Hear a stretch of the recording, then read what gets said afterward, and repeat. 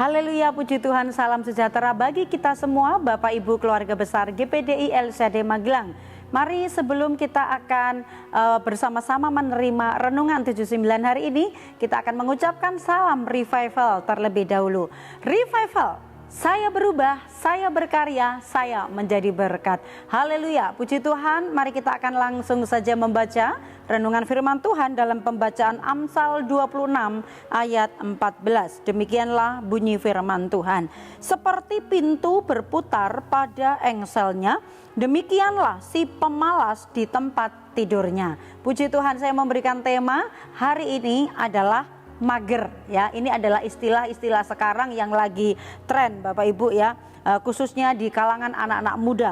Mager ini adalah singkatan dari kalimat malas gerak, artinya malas, mau ngapa-ngapain tidak mau bekerja juga dia malas, mau bergerak dia juga malas. Dan kalau kita melihat latar belakang atau alasan, atau kalau kita bertanya mengapa dia malas melakukan ini dan itu, malas gerak, malas melakukan aktivitas, malas melakukan segala sesuatunya, maka ada orang-orang yang disebabkan hal-hal apa yang menyebabkan mereka itu malas bergerak, ya, malas untuk melakukan aktivitas. Nah, ada macam-macam tentunya yang menjadi alasan mereka mengapa mereka malas gerak, ya. Karena mereka tidak mau bekerja. Karena mereka memang sengaja, ada yang ingin bermalas-malasan.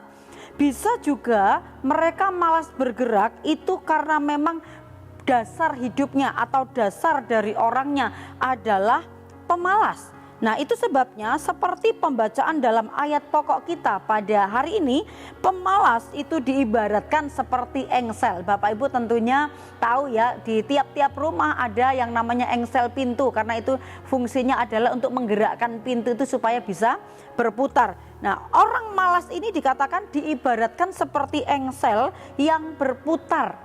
Dan pemalas juga berputar-putar hanya ada di atas tempat tidur. Kita melihat Amsal 26 ayat yang ke-14 ini dalam terjemahan yang lain, ya.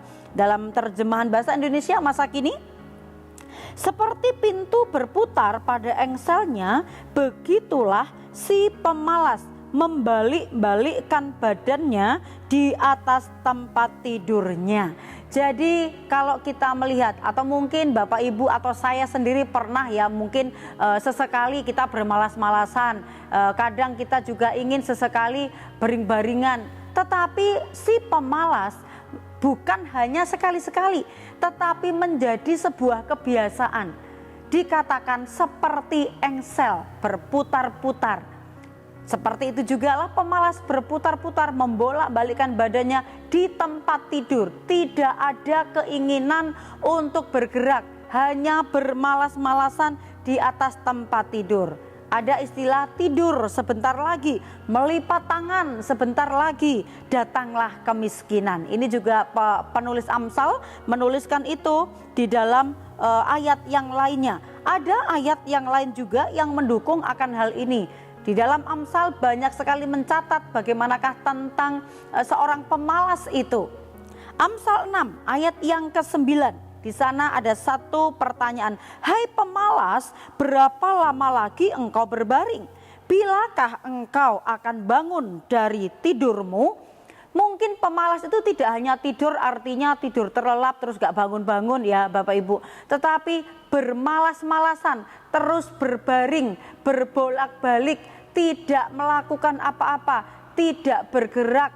Bukan berarti mati, tapi tidak bergerak untuk melakukan aktivitas. Dia hanya berbolak-balik di atas tempat tidur saja. Apakah yang akan dihasilkan oleh orang-orang yang demikian? Orang-orang yang malas yang sering kali dilakukan adalah ketika dia ada di atas tempat tidur. Bapak Ibu bisa bayangkan orang yang ada di atas tempat tidur kalau hanya membolak-balikkan badan, kemudian biasanya pikirannya itu kemana-mana. Nah, pemalas biasanya yang sering dilakukan adalah dia memiliki banyak keinginan-keinginan yang tinggi-tinggi, punya banyak keinginan yang muluk-muluk, dia banyak angan-angan, berandai-andai di atas tempat tidur sambil berhayal, tidak mau bekerja, tidak mau melakukan sesuatu yang berfaedah atau melakukan sesuatu yang bisa menghasilkan tentunya. Tetapi mereka hanya berandai-andai, berangan-angan, ingin mendapatkan sesuatu yang baik tetapi tidak melakukan hal yang baik. Ingin mendapatkan sesuatu yang bisa menyenangkan, tetapi dia tidak mau melakukan apa-apa. Nah, istilah orang malas seperti engsel tadi dikatakan berputar-putar di tempat tidur. Ya, karena hanya ada di tempat tidur, yang bergerak bukan badannya, tetapi pikirannya. Pikirannya kemana-mana, pikirannya berandai-andai, pikirannya berhayal, memiliki banyak keinginan ini, keinginan itu, demi tercapainya apa yang menjadi hasratnya atau apa yang menjadi kerinduannya, namun tidak melakukan apa-apa. Dia juga istilah pemalas seperti engsel, tidak mau bangun, tidak mau beranjak, tidak mau bekerja. Dia hanya di seputar itu saja.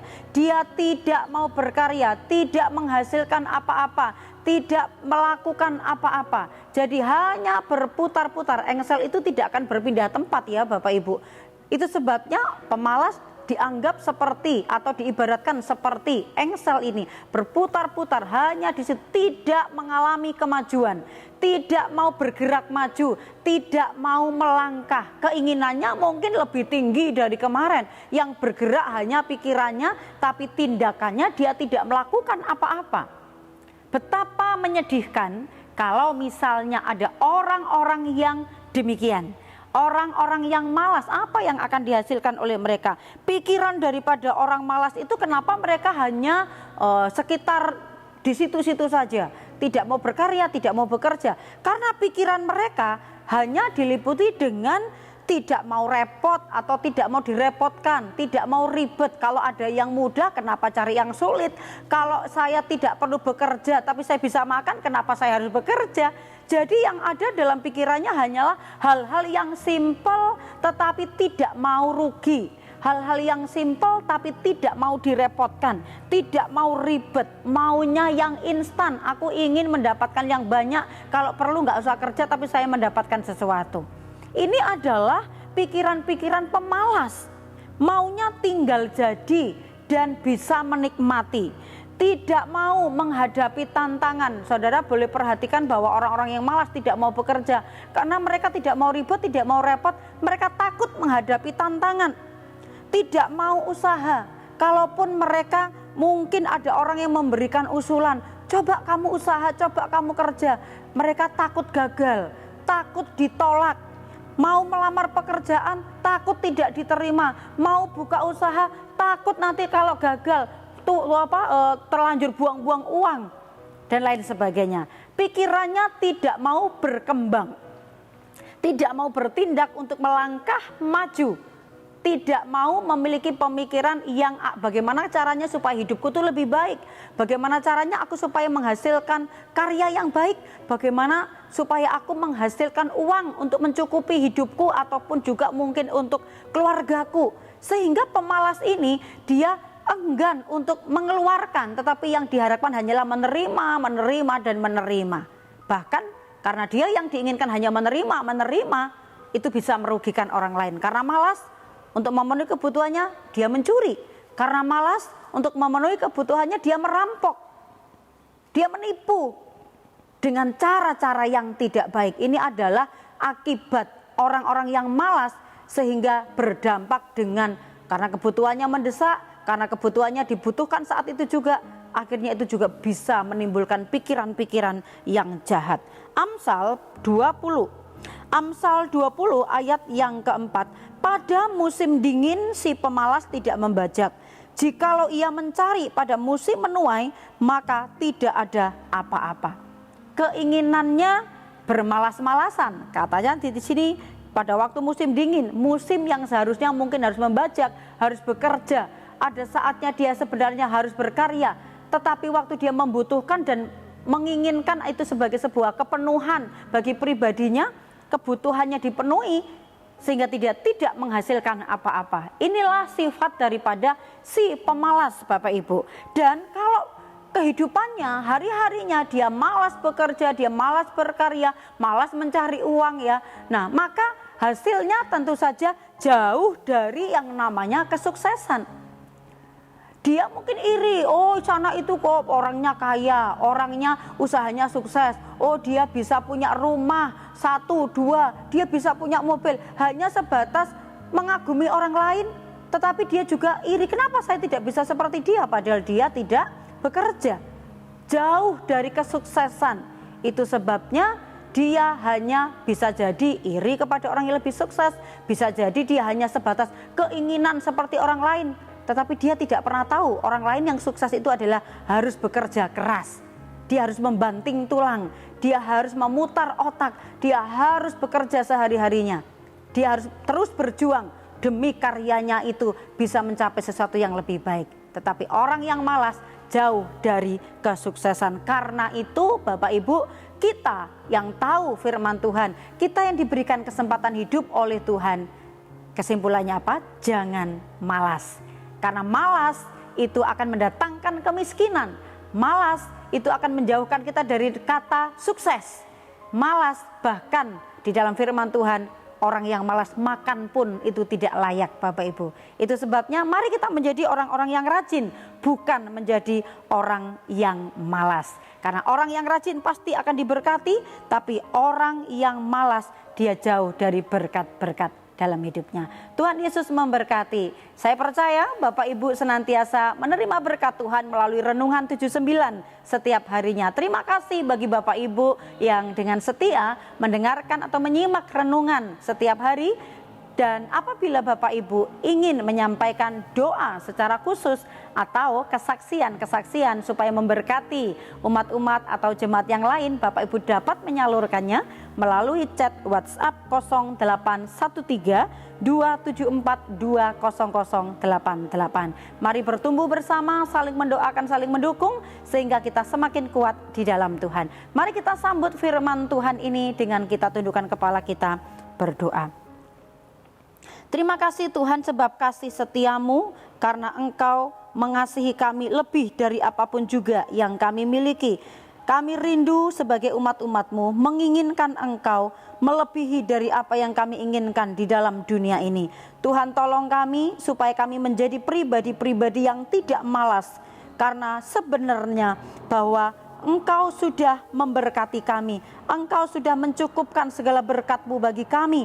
Itu sebabnya kami harus belajar meresponi berkat yang sudah disediakan. Kami harus mengelolanya, kami harus mengerjakannya, karena kami tahu Engkau senantiasa ada bersama-sama dengan kami. Terima kasih Tuhan, berkati umat-umat-Mu untuk kami bukan hanya menjadi pendengar firman-Mu, tetapi menjadi pelaku-pelaku firman Tuhan.